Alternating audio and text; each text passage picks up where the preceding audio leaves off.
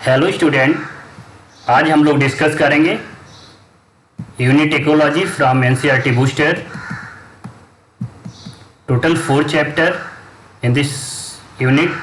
First chapter organism and population, second chapter ecosystem, third chapter biodiversity and conservation and last 4th chapter is environmental issue. Let's now we discuss organism and population. इस unit में सबसे पहले professor Ramdev Mishra जी के बारे में दिया गया है। इसको हम लोग पहले देख लेते हैं, कभी कभी इससे भी क्वेश्चन आ जाते हैं। Ramdev Mishra is revered as a father of ecology in India. PMT 2013 में क्वेश्चन ये आया था, ठीक है। Ramdev Mishra is revered as, revered मतलब श्रद्धेय, पूजनीय। तो Ramdev Mishra father of ecology of India हैं। Born on 26 August 1908। Ramdev Mishra obtained PhD in ecology under Professor W.H. Pearsall FRS from Leeds University in UK। तो रामदेव मिश्रा जी ने PhD अपनी इकोलॉजी में ऑब्टेन की थी और जिसकी अंडरटेकिंग में की थी वो थे प्रोफेसर W.H. पेयरसॉल। कहाँ से? लीड यूनिवर्सिटी यूके से। He established teaching and research in ecology at department of botany of the Banaras Hindu university Varanasi, ठीक है। उन्होंने जो है teaching and research in ecology at department of botany established किया। कहाँ पे? BHU बनारस हिंदू यूनिवर्सिटी वाराणसी में उन्होंने जो है टीचिंग एंड रिसर्च किया इकोलॉजी में और डिपार्टमेंट ऑफ बॉटनी स्टेबलाइज किया। His research laid the foundation for understanding of, इनका जो रिसर्च था इसने जो है आधारशिला रखी, शुरुआत की किसकी? Topical community and their succession, environmental response of plant population and productivity, nutrient cycling in tropical forest and grassland ecosystem। तो his research laid the foundation for understanding of, इनका जो रिसर्च था उसने शुरुआत की, फाउंडेशन डाली एक तरीके से अंडरस्टैंडिंग, जिसमें हुई लोग समझना शुरू किए किसके बारे में? टॉपिकल कम्युनिटी के बारे में, देयर सक्सेशन उसके सक्सेशन के बारे में, environmental response of plant population and productivity के बारे में, and nutrient cycling in tropical forest and grassland ecosystem के बारे में, ठीक है। Mishra formulated the first postgraduate course in ecology in India. Ramdev Mishra ji ये पहले ऐसे साइंटिस्ट रहे हैं जिन्होंने सबसे पहले पोस्ट ग्रेजुएट कोर्स जो है इसकी शुरुआत करवाई है इकोलॉजी की भारत में। Over 50 scholar obtain PhD degree under his supervision and move on to the other university and research institute to initiate ecology teaching and research across the country. और जो है लगभग जो है 50 स्कॉलर से ज़्यादा ऐसे रहे हैं जिन्होंने इनके अंडरटेकिंग में PhD ऑब्टेन की, अलग अलग यूनिवर्सिटीज इंस्टीट्यूशन में वो गए हैं और इकोलॉजी या दूसरे भी फील्ड में जो है इससे रिलेटेड उन्होंने जो है काम किया है, रिसर्च किया है। He was honoured with the fellowship of Indian National Science Academy and World Academy of Art and Science and prestigious Sanjay Gandhi award in environment and ecology है। ये सारे पुरस्कार भी इनको मिले हैं। Due to his effort the government of India stabilise the National Committee for Environmental Planning and Coordination in 1972। बहुत important, इस चीज को आप नोटिस करिएगा। हो सकता है ये क्वेश्चन आपसे एग्जाम में पूछ लिया जाए, इससे रिलेटेड कभी कभी ऐसे क्वेश्चन आ जाते हैं कि जो है इन्हीं के प्रयास से, due to effort of the government of India, इनके प्रयास से गवर्नमेंट ऑफ इंडिया ने स्टेबलाइज किया the National Committee for Environmental Planning and Coordination. कब? इन 1972 में, which is later year paved the way for stabilisement of the Ministry of Environment and Forest 1904। और 1972 में इनके प्रयास के द्वारा National Committee for Environment Planning and Coordination जो है स्टेबलाइजमेंट हुआ। गवर्नमेंट ऑफ इंडिया मंत्रालय का ministry of environment and forest का जो है 1984 में एक तरीके से शुरुआत हुआ, उसी के जो है बेसिस पे term ecology was given by Ernst Haeckel but used by Reiter in the form of ecology, Greek word है। इकोलॉजी टर्म का जो है दिया था अर्नेस्ट हैकेल ने और इसे सबसे पहले रीटर ने यूज किया था, किस फॉर्म में? इकोलॉजी के फॉर्म में। इस चैप्टर में हम लोग देखते हैं इंट्रोडक्शन में क्या बताया क्या है। Biology presented either as botany, zoology and microbiology or as classical and modern. The latter is euphemism for molecular aspect of biology.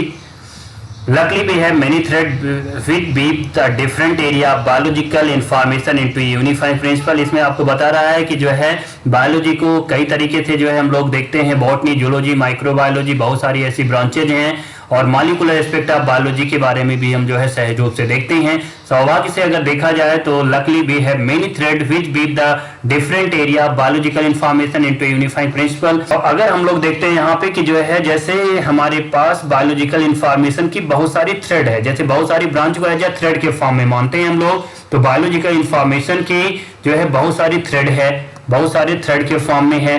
तो उनमें से ही इकोलॉजी एक थ्रेड के जैसा ही है जिसके बारे में आगे आपको बताया गया है। ठीक है, ecology is one such thread which gives us a holistic perspective to biology. The essence of biological understanding is to know how organisms will remaining an individual intact with other organisms and physical habitat as a group of hence behave like organized whole, that is population, community, ecosystem or even as the whole biosphere. ठीक है, यहाँ पे आपको ये बता रहा है कि अगर हम बायोलॉजिकल अंडरस्टैंडिंग का पूरा एक कंक्लूजन एसेंस देखते हैं, सार देखते हैं, तो कोई भी ऑर्गेनिज्म नो हाउ ऑर्गेनिक, कोई भी ऑर्गेनिज्म वो जैसे इंडिविजुअल के फॉर्म में अगर हम देखते हैं इंटेक्ट विद अदर ऑर्गेनिज्म, कैसे दूसरे ऑर्गेनिज्म से और वहां पे उसके सराउंडिंग में पाए जाने वाले फिजिकल हैबिटेट थे कैसे इंटेक्ट करता है, जिससे ग्रुप का फॉर्मेशन करता है और वो इंडिविजुअल का ग्रुप जो है पॉपुलेशन बनाता है, पॉपुलेशन से कम्युनिटी, देन फिर इकोसिस्टम के बारे में और ओवरऑल जो है अल्टीमेटली बायोस्फीयर का फॉर्मेशन होता है। इन्हीं सब के बारे में इकोलॉजी यहाँ पे हमें एक्सप्लेन कराता है। ये particular aspect of this is study of anthropogenic environmental degradation and the socio-political issue it has raised। यहाँ पे इसके बारे में बताया जाता है एंथ्रोपोजेनिक मीन्स होता है मानव जनित, हम लोगों के द्वारा बनाया गया, तो हम लोगों के द्वारा बनाया गया एनवायरमेंटल डिग्रेडेशन और सोशियो पॉलिटिकल इशू होता है। इसके बारे में भी जो बातें आती हैं इसको भी हम लोग देखते हैं यहाँ पे। According to Odum, ecology is study of structure and function of nature. Odum ने इकोलॉजी के बारे में बताया है कि इकोलॉजी है क्या चीज। Ecology is the study of structure and function of nature. Odum ने बताया इकोलॉजी स्टडी करना है किसका, structure and function of nature, nature के स्ट्रक्चर और फंक्शन के बारे में स्टडी करना इकोलॉजी कहलाता है। Ecology divided in two main branch, ecology को मेनली दो ब्रांच में डिवाइड किया जाता है, एक है ऑटो इकोलॉजी, एक है सिन इकोलॉजी। अब आप इसके जो है डेफिनेशन को नोटिस करते हुए इसके कॉन्सेप्ट को समझिएगा कि ऑटो इकोलॉजी और सिन इकोलॉजी में मेन डिफरेंस क्या है। ठीक है, ऑटो इकोलॉजी और सिन इकोलॉजी में हम लोग रिलेशंस की स्टडी करते हैं, और रिलेशन किसका, किसी भी लिविंग ऑर्गेनिज्म का उसके एनवायरनमेंट के साथ में।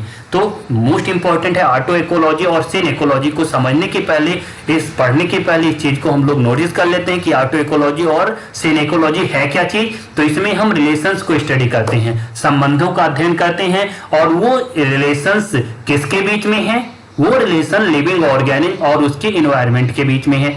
अब ऑटो इकोलॉजी क्या चीज है, ऑटो इकोलॉजी टर्म का मतलब ये होता है the study of relation of a species और population with its environment are called auto ecology.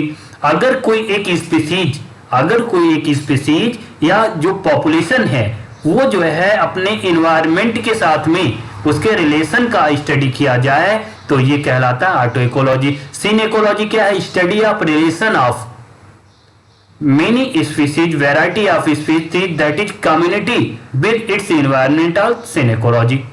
तो auto ecology and syn ecology में डिफरेंस हो गया। ऑटो इकोलॉजी किसी स्पीसीज या पॉपुलेशन का उसके एनवायरनमेंट के साथ में जो रिलेशन है उसका स्टडी करेंगे तो ऑटो इकोलॉजी, और स्पीसीज या पॉपुलेशन के अलावा अगर कम्युनिटी का, कोई भी कम्युनिटी मतलब वैरायटी ऑफ स्पीसीज, कम्युनिटी का उसके एनवायरनमेंट के साथ में जो रिलेशन है उसका स्टडी करेंगे तो ये हो जाएगा सिन इकोलॉजी। तो आप उसी चीज को इतने लिखा है, the autecology the study of relation of species population with its environment is called autecology, the study of relation of different species community with its environment is called synecology. Ecological hierarchy को देखते हैं कि कोई भी living organism individual grouping करते करते aggregate होते होते कैसे एक लार्ज यूनिट का फॉर्मेशन करता है।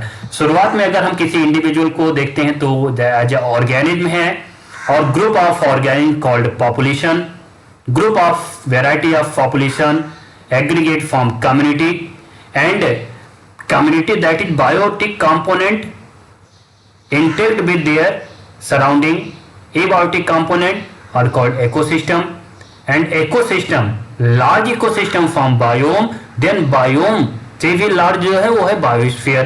तो ऑर्गेनिज्म से पॉपुलेशन, पॉपुलेशन से कम्युनिटी, कम्युनिटी से बड़ा इकोसिस्टम, इकोसिस्टम से बड़ा बायोम, और बायोम से बड़ा टोटल बायोस्फीयर होता है। ऑर्गेनिज्म के बारे में इसने डिफाइन किया, each individual of species known as organism. किसी भी स्पीसीज का हर इंडिविजुअल ऑर्गेनिज्म कहलाता है।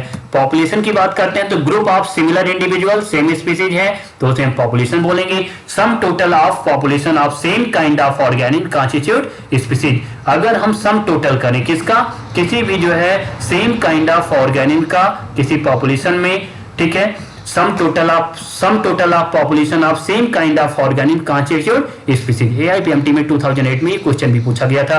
कम्युनिटी की बात करें तो group of various species in common location, बहुत सारी स्पीसीज का ग्रुपिंग जो है कम्युनिटी कहलाता है।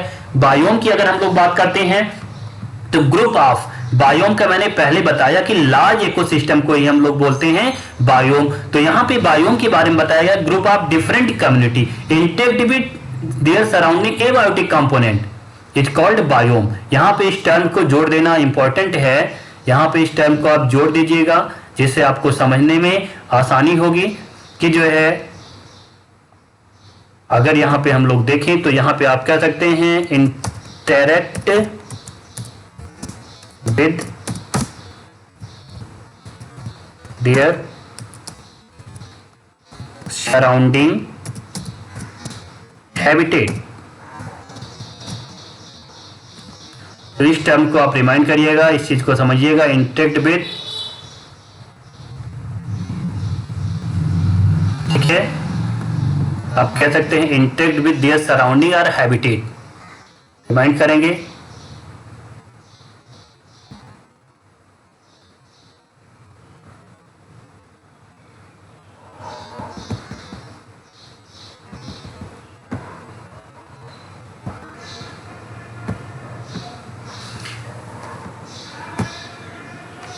बायो में इस टर्म को जोड़ देना जिससे और आसानी से आपको समझ में आ जाएगा।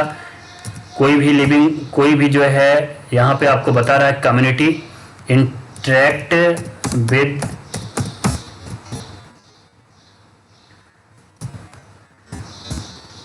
देयर सराउंडिंग,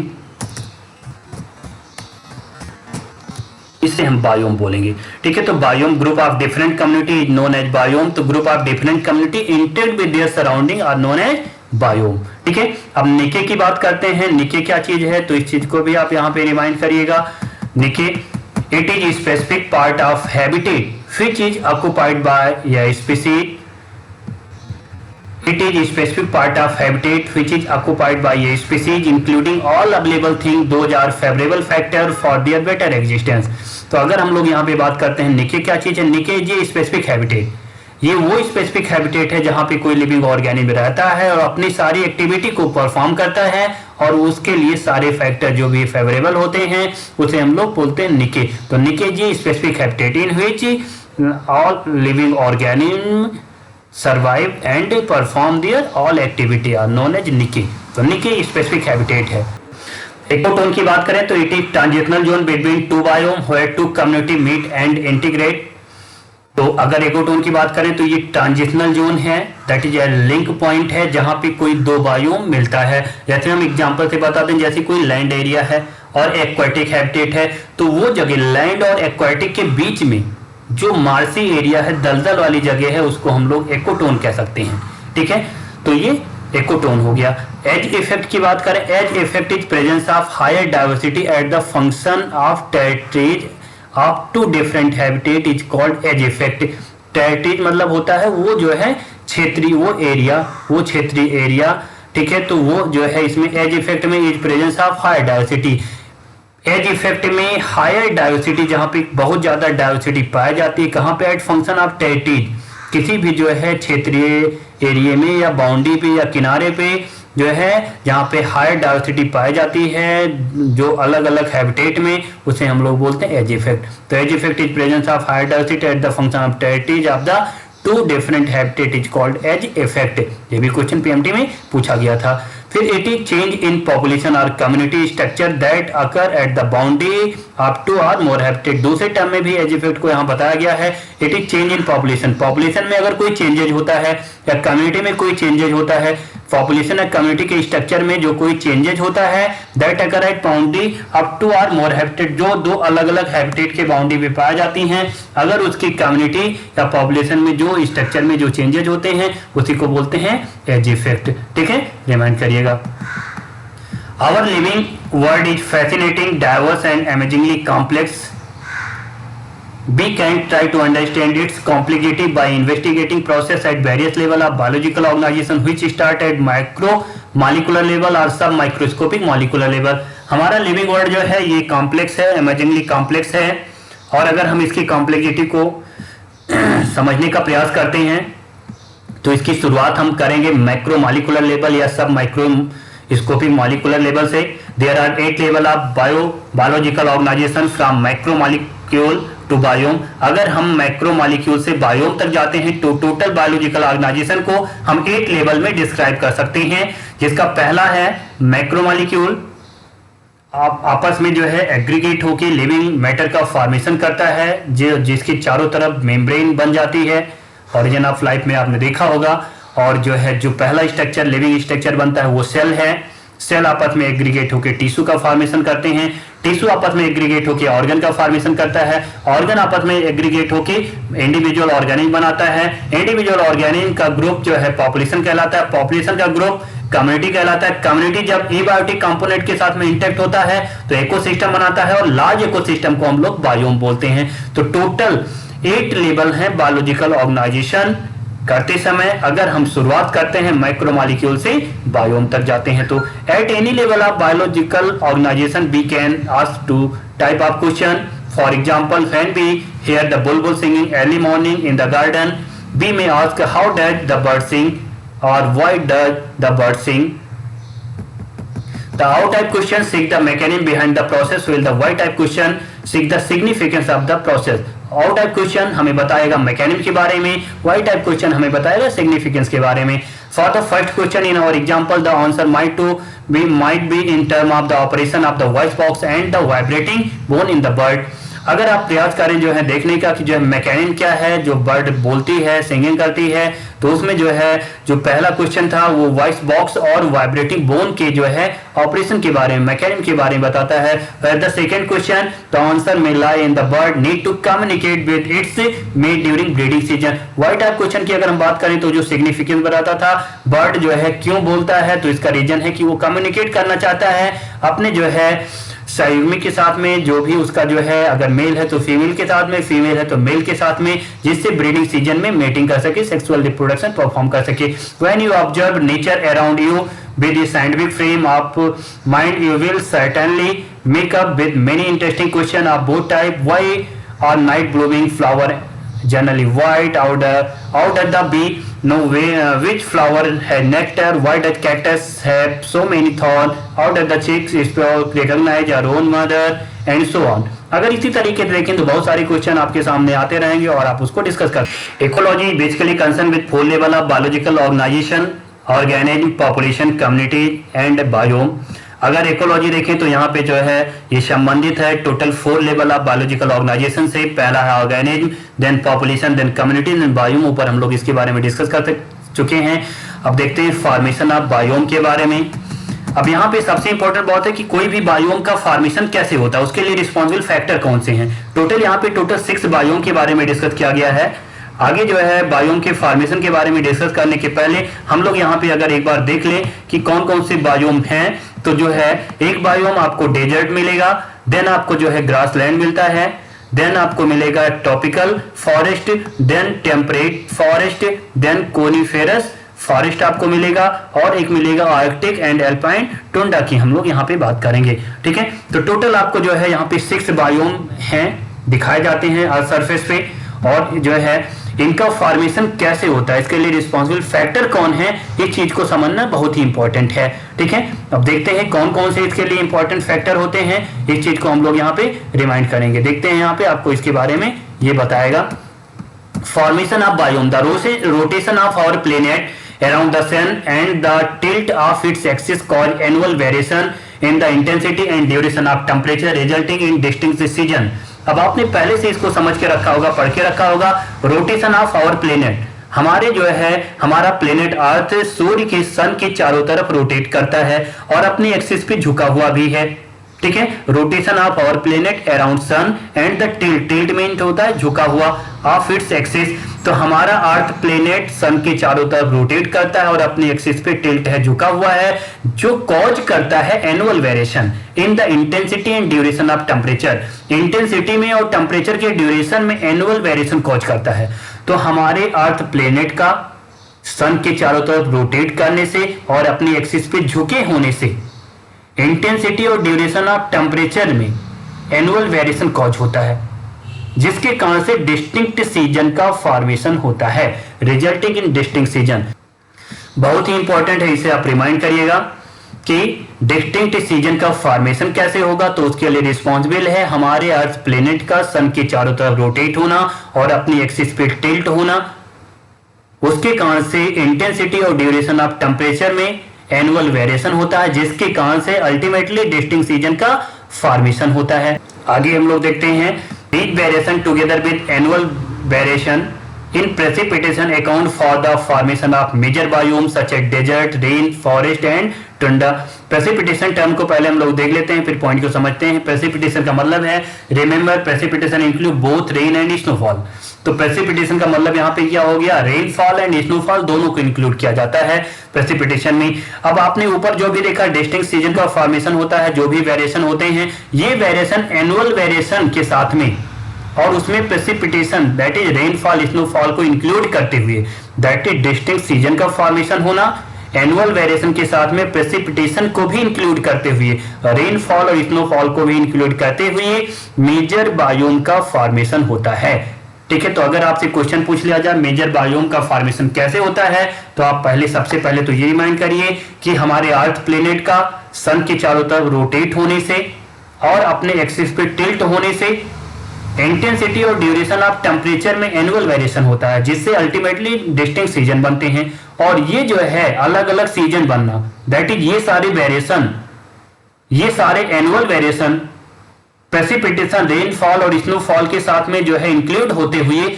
मेजर बायोम का फॉर्मेशन करते हैं, जो आपने टोटल 6 बायोम के बारे में डिस्कस किया है। इस दिए गए फिगर में ग्राफ में हम लोग देख लेते हैं, जिसमें दिया गया biome distribution with respect to annual temperature and precipitation.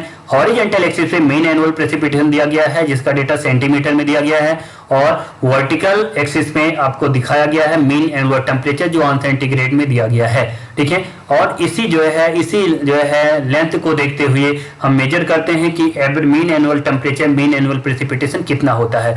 अभी आपको आगे एक चार्ट मिलेगा, उस चार्ट में सारे डेटा को इंडिकेट किया गया है, वहां पे आप जो है देखते हुए इसको रिमाइंड करेंगे। अगर टॉपिकल फॉरेस्ट की अगर आप बात करते हैं तो 20 ऑन सेंटीग्रेड से लेकर 25 ऑन सेंटीग्रेड के बीच में मीन एनुअल टेम्परेचर है। और अगर जो है मीन एनुअल प्रेसिपिटेशन की बात करते हैं तो आप देखिए 150 से लेके 450 के जो है बीच में आपको मीन एनुअल प्रेसिपिटेशन पाया जाता है।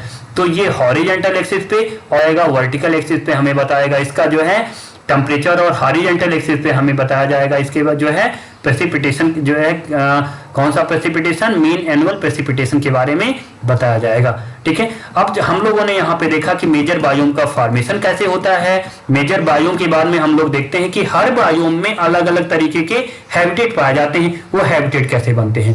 बायोम के फॉर्मेशन के लिए आपने देखा कि सन के चारों तरफ अर्थ हमारे प्लेनेट का रोटेट करना और अपनी एक्सिस पे अर्थ का टिल्ट होना, जिससे आपने देखा कि इंटेंसिटी और ड्यूरेशन ऑफ टेम्परेचर में जो है चेंजेज होता था, एनुअल वेरिएशन काज होता था, अल्टीमेटली डिस्टिंक्ट सीजन बनते थे।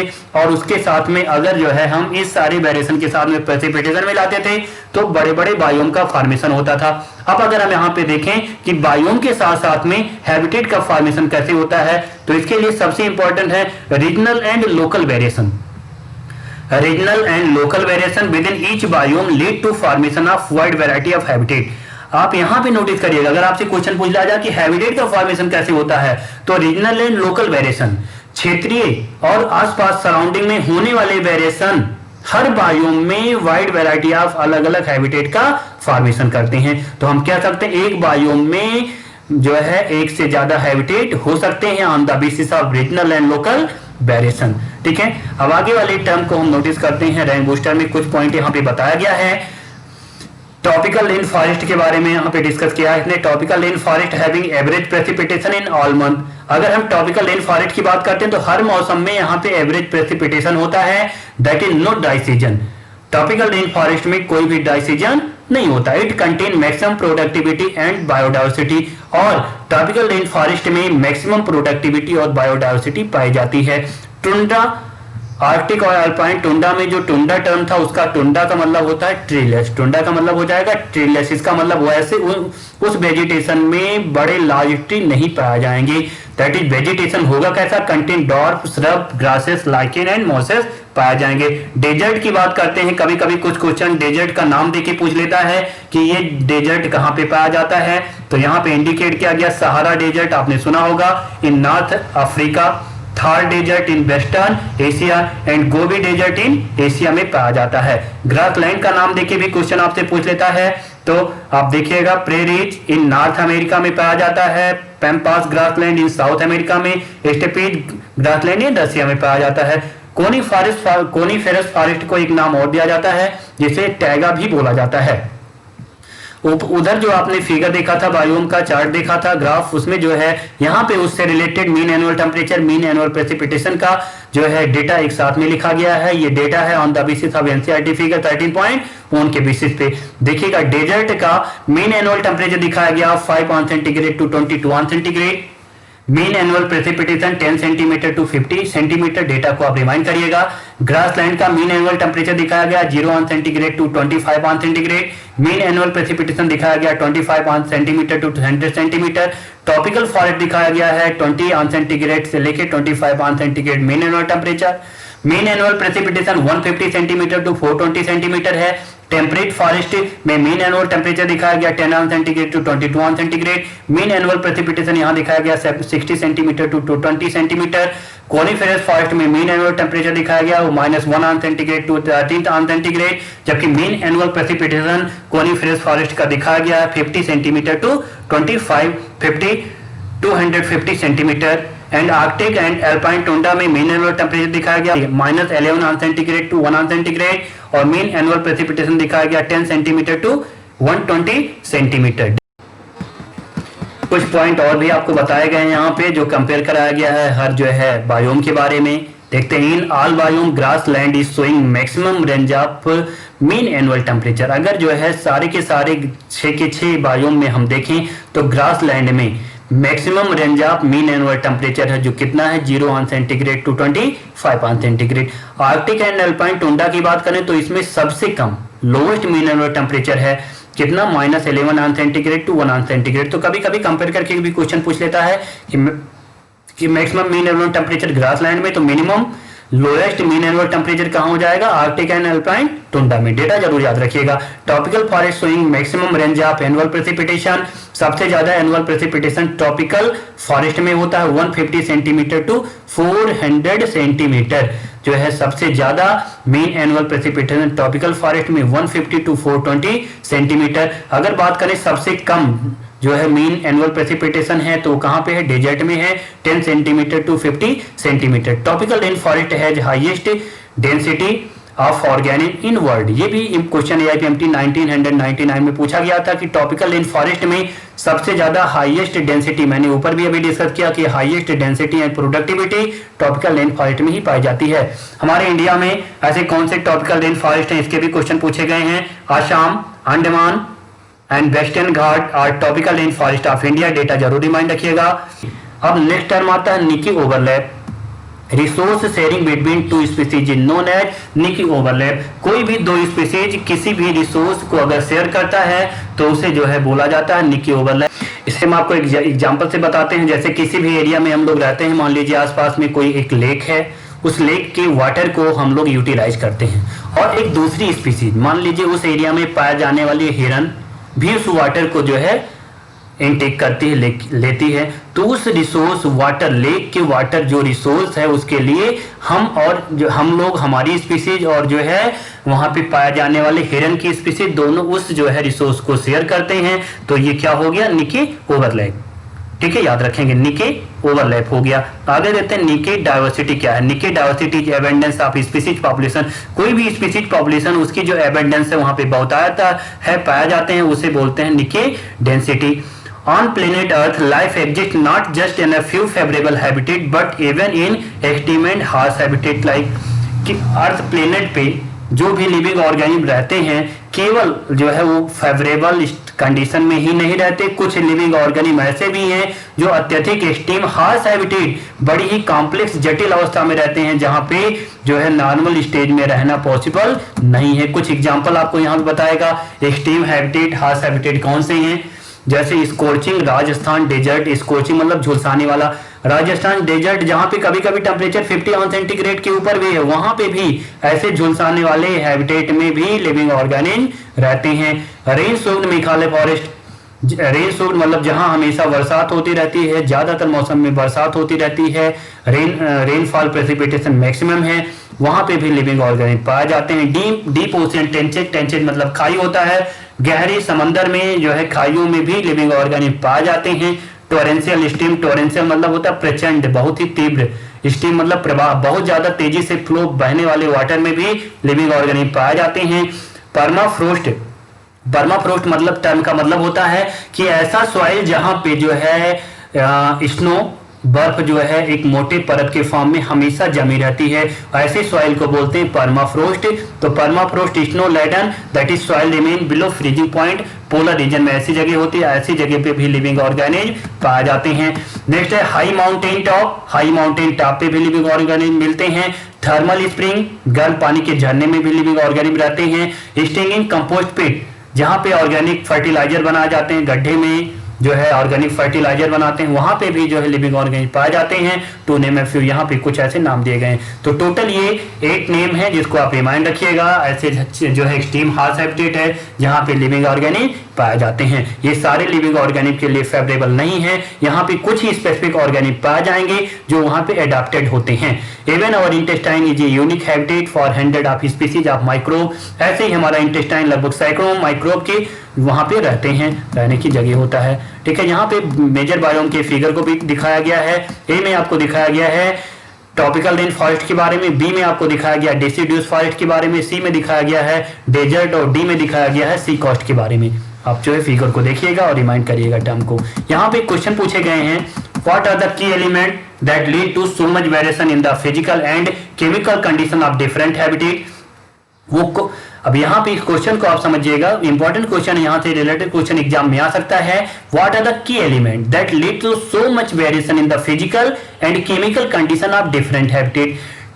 जो है डिफरेंट हैबिटेट में फिजिकल एंड केमिकल कंडीशन जो है डिफरेंट हैबिटेट के फिजिकल और केमिकल कंडीशन में होने वाले वेरिएशन के लिए मेन की एलिमेंट कौन सा। इस क्वेश्चन में आपसे पूछ रहा है डिफरेंट हैबिटेट में अलग अलग हैबिटेट के फिजिकल और केमिकल कंडीशन में होने वाली बहुत ज्यादा वेरिएशन के लिए रिस्पॉन्सिबल की एलिमेंट कौन सा होता है, मतलब रिस्पॉन्सिबल फैक्टर कौन है।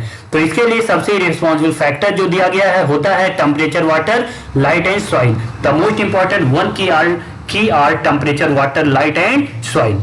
यहाँ पे हम लोग देखते हैं be must remember that the physiochemical that is abiotic component alone do not characterize the habitat of an organism completely. ठीक है, इस पॉइंट को बहुत इंपॉर्टेंट है, याद रखिएगा कि physiochemical component that is abiotic component अकेले एलोन अकेले किसी भी हैबिटेट में पाए जाने वाले ऑर्गेनिज्म के को पूरी तरीके से कैरेक्टराइज नहीं करता है। याद रखिएगा कि किसी भी हैबिटेट में पाए जाने वाले ऑर्गेनिज्म को पूरी तरीके से वहां पे पाया जाने वाला एबायोटिक कंपोनेंट अकेले कैरेक्टराइज नहीं करेगा। तो इसका मतलब अगर अकेले कैरेक्टराइज नहीं करेगा तो उसके लिए और कौन रिस्पॉन्सिबल फैक्टर है, उसके लिए उस हैबिटेट में पाया जाने वाला बायोटिक कंपोनेंट भी होता है, कैरेक्टराइजेशन के लिए रिस्पॉन्सिबल होता है। The habitat include biotic component living also pathogen, parasite, predator and competitor of the organism with which they interact constantly। तो ये बायोटिक कंपोनेंट अकेले कैरेक्टराइज नहीं करेगा, है जो पैथोजन है, पैरासाइट हैं, प्रेडेटर, कंपटीटर मतलब बायोटिक कंपोनेंट है, ये भी लगातार इंटैक्ट होते रहते, कॉन्स्टेंटली इफेक्ट डालते रहते हैं। As a result we assume that over a period of time the organism had evolved adaptation to optimise its survival and reproduction in its habitat through natural selection. और इस चीज को भी रिमाइंड करिएगा कि over a period of time, समय समय पर जो ऑर्गेनिज्म है सर्वाइवल और रिप्रोडक्शन दोनों के लिए जो है अपने आप को एडाप्टेशन में इवॉल्व करते रहते हैं, मतलब सर्वाइवल और रिप्रोडक्शन दोनों तरीके से ऑप्टिमाइज रहे वहां पे, वैसा एडाप्टेशन उनका रहे, ऐसे लिए समय समय पर ऑर्गेनिज्म अपने आप को वहां पे इवॉल्व करते रहते हैं। और ये इवोल्यूशन कैसे होता है? थ्रू नेचुरल सिलेक्शन होता है।